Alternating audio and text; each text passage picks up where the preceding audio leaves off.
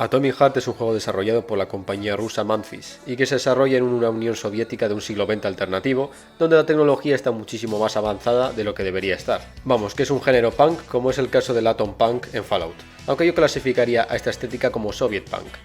Ya haré un vídeo sobre los géneros punk en la ficción, pero básicamente se resume en ¿qué pasaría si añadimos una pieza diferente o una pieza nueva en el transcurso de nuestra historia? En el caso de Atomic Heart, ¿qué pasaría si un inventor genial desarrolla una robótica súper avanzada en la Unión Soviética de mitades del siglo XX? Pero bueno, al grano, lo que hemos podido ver del juego recuerda mucho a las divertidísimas mecánicas de una obra de culto entre los jugadores como es BioShock. Y la historia y la estética son fascinantes. Este juego lleva varios años desarrollándose y va a salir este mismo año. Seguramente, si estáis viendo este vídeo, ya le tendréis seguida la pista y le tengáis muchísimas ganas. Todo el mundo de los videojuegos está deseando echarle el guante. Como diría aquel, el hype es real. Pero últimamente se escuchan rumores turbios en la comunidad que promueven que no deberías comprar este juego. Y os preguntaréis, ¿por qué? La respuesta corta es porque es un juego creado por una desarrolladora de origen ruso, y si compras el juego estás apoyando a la economía rusa, que a su vez utilizará este dinero para torturar a pobres ucranianos. La respuesta larga es más compleja. Pues buenas gente, soy Davichenko y os doy la bienvenida a otro de mis ragueos. Esta vez os explicaré por qué deberías comprar Atomic Heart y no hacer caso a esta gente.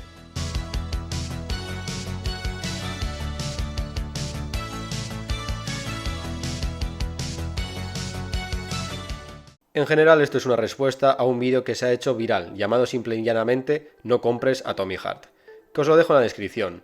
Lo que en principio parecía ser un vídeo de coña, parece ser que va totalmente en serio. En este vídeo, el youtuber, que para sorpresa de nadie es ucraniano, expone varios argumentos para que se nos quiten las ganas de comprar este videojuego ruso. Primero decir que al ser ucraniano es comprensible que el tipo no quiera que desde el público de Occidente se le dé ni un centavo a un estudio ruso. Es un tema muy personal, y si nos ponemos en su lugar tiene sentido. Pero después de ver el vídeo y poner los ojos en blanco varias veces por los argumentos que utiliza, me veo obligado a responder. Porque en resumidas cuentas, el pilar fundamental de este vídeo es que si compras este juego, eres una persona horrible. Vamos, que criminaliza a los jugadores mediante un chantaje emocional. Pero vayamos por partes. Primero dice que la compañía Manfis e incluso los desarrolladores están activamente intentando ocultar que son rusos, para no ser afectados por las sanciones y la mala fama. No me digas. Tal vez lo hicieron para que personajes como vosotros no les hundiesen un proyecto en el que llevaban trabajando más de 7 años. Imagínate ser un programador que ha estado día tras día matándose delante de una pantalla para tener un increíble producto final. Para que el año antes de la salida del juego, los idiotas del gobierno declaren una guerra y que debido a las sanciones, todo este trabajo haya sido para nada. Y no estoy solo hablando de las sanciones económicas, sino también la rampante rusofobia que existe hoy en día. Esto es extremo en Ucrania, donde están eliminando todo rastro de cultura y legado ruso, intentando eliminar su innegable conexión con el pueblo ruso. Por mis otros vídeos ya sabréis lo que opino sobre modificar la historia a tu favor. Aunque coincido con el youtuber cuando critica algunos tweets de la gente de Atomic Heart, que al ser preguntados por la guerra de Ucrania, decían que su juego era apolítico. Literalmente, Atomic Heart tiene pinta de ser un juego súper político, al igual que los BioShock, de los cuales coge mucha inspiración. Después de quejarse de que el precio de salida del juego, 60 pavos, es demasiado, a pesar de que el precio de salida de los juegos se ha mantenido muy parecido en los últimos casi 20 años, aunque el coste de la producción de los juegos modernos se ha quintuplicado, bueno, después de esto el tipo muestra a los inversores entre los que se encuentran varias empresas y personajes que tienen conexión directa o indirecta con el régimen ruso, y más concretamente con Gazprom, que a su vez es una empresa clave para mantener la economía rusa y por lo tanto las fuerzas armadas a flote. Es decir, que si compras el juego, una parte importante de las ganancias van a ir destinadas a la invasión de Ucrania. Pero si nos ponemos así, al comprarte ropa de Zara, estás apoyando talleres de costura ilegales en Bangladesh.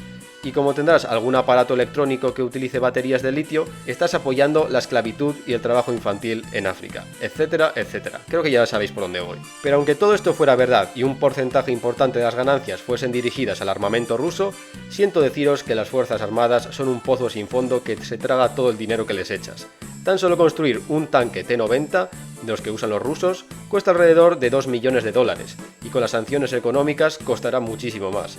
Vamos, que esta pequeña inversión no va a cambiar las tornas de la guerra a favor de los rusos. Otro detalle que menciona es que una de las compañías fundadoras de este juego, llamada VK Play, tiene una dudosa reputación de recolectar datos de los usuarios y básicamente pasárselos a los servicios de inteligencia rusos.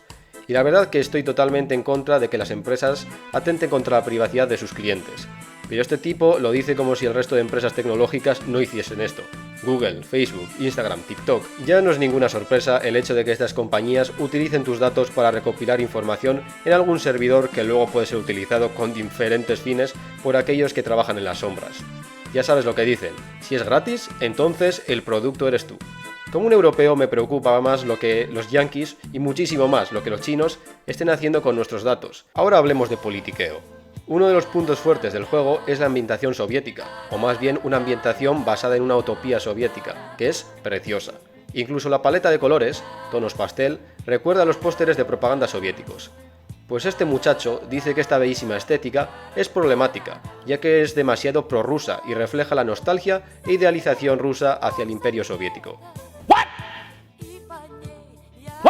Creo que este hombre no comprende lo que es una utopía, una sociedad ideal imaginaria. Del mismo modo, aunque ni él ni yo hayamos jugado a este juego, no hace falta ser un genio para deducir que en realidad esto tiene pinta de ser una distopía camuflada, ya que por la historia tiene pinta que esta sociedad tan dependiente de la tecnología tiene un fallo muy gordo. Al igual que BioShock Infinite, al principio parece una utopía de la América imperial de principios de siglo.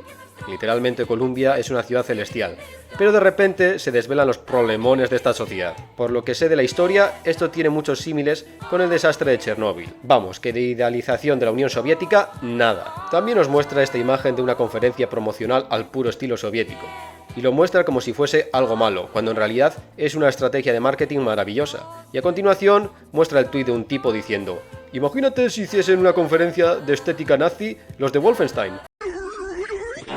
Creo que este hombre no sabe que en Wolfenstein no controlas a un nazi, sino a un soldado americano de raíces judías. Vamos, que eres un judío destrozando nazis, lo cual es súper satisfactorio.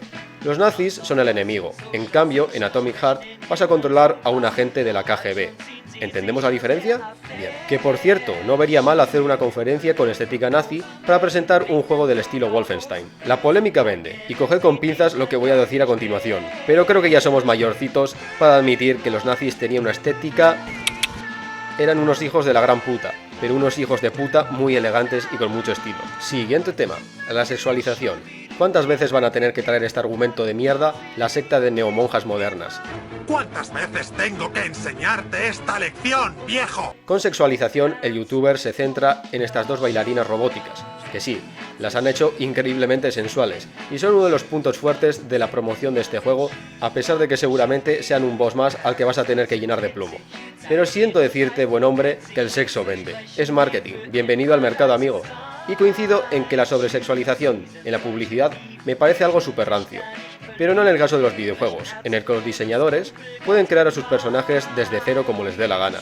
Sí, ya sabemos que Bayonetta tiene curvas imposibles, o que Lara Croft podría buscarse un outfit más cómodo para escalar. Pero si de todas las cosas que ocurren en estos juegos, la que te hace gritar es que estas protagonistas tienen proporciones corporales idealizadas, pues no sé qué decirte. Why are you gay? Who says I'm gay? You are gay. También decir que los diseñadores de Atomic Heart con esta decisión han encontrado una solución al problema de callar la boca a estos monaguillos que van en contra de crear personajes femeninos con proporciones irreales. Sencillamente haz robots sexys para que se callen. Es irónico como antiguamente los conservadores se quejaban de la violencia y sexualización en los videojuegos, y en cambio ahora son los más liberales los que hacen lo mismo. Las vueltas que da la vida, oye. Bueno, ya por el final del vídeo, el tipo tiene los huevos de prácticamente llamar colaboradores rusos a aquellos que quieren pillarse el juego. Y ya de paso nos aconseja al resto de la gente de bien que en la página de Steam denunciemos al juego por abanderar símbolos soviéticos, porque en la portada aparece la estrella roja del comunismo.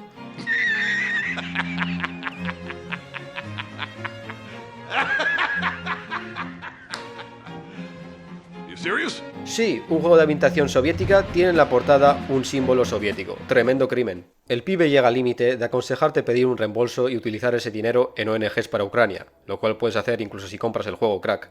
Este hombre no es consciente de que la razón por la que Ucrania ha conseguido hacer retroceder a los rusos es por la inmensa cantidad de dinero que se ha inyectado desde Occidente a Ucrania, y todo el armamento que les estamos enviando.